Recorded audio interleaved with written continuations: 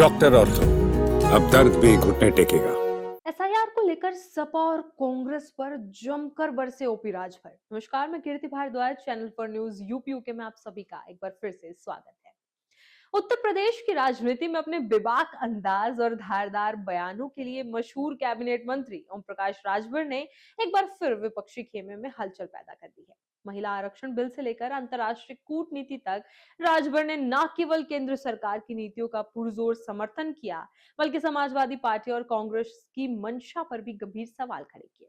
उनके हालिया बयान ने विशेष रूप से उत्तर प्रदेश की चुनावी शुचिता और वोटर लिस्ट के खेल को लेकर एक नई बहस छेड़ दी है। राजभर के संबोधन का सबसे चर्चित हिस्सा उत्तर प्रदेश में मतदाता सूची के विशेष पुनर्निरीक्षण यानी कि एसआईआर से जुड़ा रहा। विपक्ष द्वारा मतदाता सूची में धांधली के आरोपों पर पलटवार करते हुए राजभर ने बेहद कड़ा तंज कसा। उन्होंने आरोप लगाया कि पूर्ववर्ती सरकारों, विशेषकर समाजवादी पार्टी के शासनकाल में चुनावी मशीनरी का दुरुपयोग कर मृत लोगों के नाम भी मतदाता सूची में जीवित रखे जाते थे, ताकि फर्जी मतदान सुनिश्चित किया जा सके। विपक्ष अब इस बात को लेकर गहरे तनाव में है कि वे परलोक सिधार चुके लोगों को वापस लाकर मतदाता सूची में कैसे शामिल करें। अब तकनीक और सख्ती के कारण फर्जीवाड़ा मुमकिन नहीं है, इसलिए उनकी बेचैनी बढ़ गई है। उन्होंने स्पष्ट किया कि वर्तमान सरकार निर्वाचन आयोग के साथ मिलकर एक पारदर्शी और त्रुटि रहित मतदाता सूची बनाने के लिए प्रतिबद्ध है। राजभर के अनुसार लोकतंत्र की मजबूती के लिए यह अनिवार्य है कि केवल वास्तविक और जीवित मतदाता ही लोकतांत्रिक प्रक्रिया का हिस्सा बने। महिला आरक्षण विधेयक यानी कि नारी शक्ति वंदन अधिनियम को लेकर राजभर ने प्रधानमंत्री नरेंद्र मोदी और गृह मंत्री अमित शाह की जमकर तारीफ की। उन्होंने कहा कि देश की आधी आबादी दशकों से अपने राजनीतिक हक का इंतजार कर रही थी, लेकिन पिछली सरकारों ने केवल वादों और फाइलों में इस मुद्दे को उलझाए रखा। राजभर ने जोर देकर कहा कि कांग्रेस और अन्य दलों ने वर्षों तक शासन किया, लेकिन उसमें इस ऐतिहासिक सुधार को लागू करने का साहस नहीं था।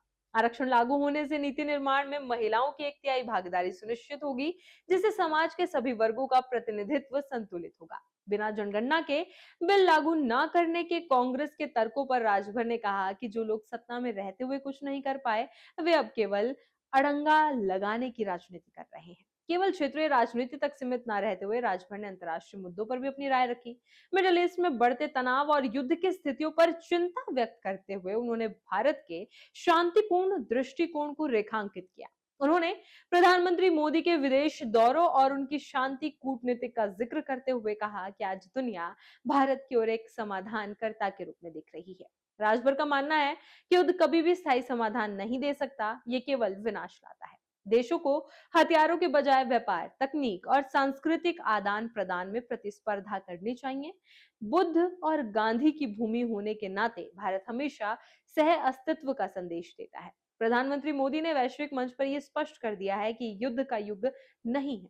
राष्ट्र राजनीति के संदर्भ में राजभर ने पश्चिम बंगाल की मुख्यमंत्री ममता बनर्जी को भी निशाने पर लिया। उन्होंने दावा किया कि पश्चिम बंगाल की जनता का भरोसा तृणमूल कांग्रेस से डगमगा रहा है। राजभर के अनुसार बंगाल में राजनीतिक हिंसा और भ्रष्टाचार के मुद्दों ने जनता के बीच असंतोष पैदा किया है, जिसका परिणाम आने वाले समय में एक बड़े राजनीतिक परिवर्तन के रूप में देखने को मिल सकता है।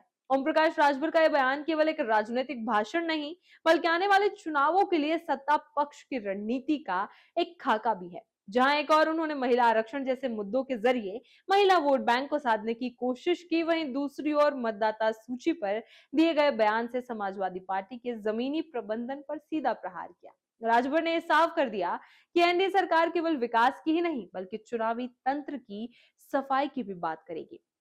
उनके बयानों से स्पष्ट है कि आने वाले दिनों में उत्तर प्रदेश की राजनीति में पारदर्शिता और महिला अधिकार सबसे बड़े चुनावी हथियार बनने वाले हैं। इसी तरह की खबरों के लिए बने रहें चैनल फॉर न्यूज यूपी के साथ। डॉक्टर ऑर्थो, अब दर्द भी घुटने टेकेगा।